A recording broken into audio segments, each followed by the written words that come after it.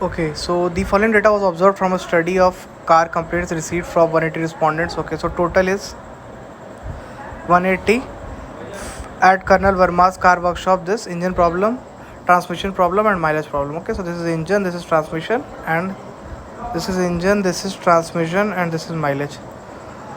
Of those surveyed, there was no one who faced exactly two of these problems. Okay, so no one who faced two. So this will be 0. Sorry, let me complete this.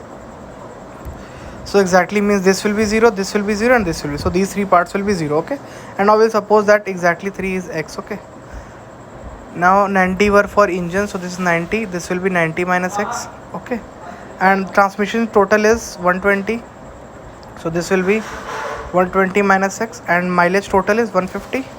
Okay, so this will be 150 minus x. Okay, now sum of total, there are 180 respondents who faced problems. Okay, this 30 data is of no use because, okay, so sum of all will be, because these, we are talking about people who encountered any of the problem. Okay, now sum of all. Okay, so let's first will be complete engine will be 90, and this transmission will be 120 minus x, and then mileage will be 150 minus x, and this total is 180.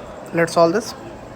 So 210 30 180, so 2x equal to 180, so x equals 90. So we got x as 90. Now we can change our Venn diagram. Okay, so Venn diagram will look like this. Okay, this is the Venn diagram. If we say this will be 90, this is 90 minus x, so this will be 0, this is already 0, this is already 0, and this will be 120 minus 90 30, this is already 0, and this will be 150 minus 90 60.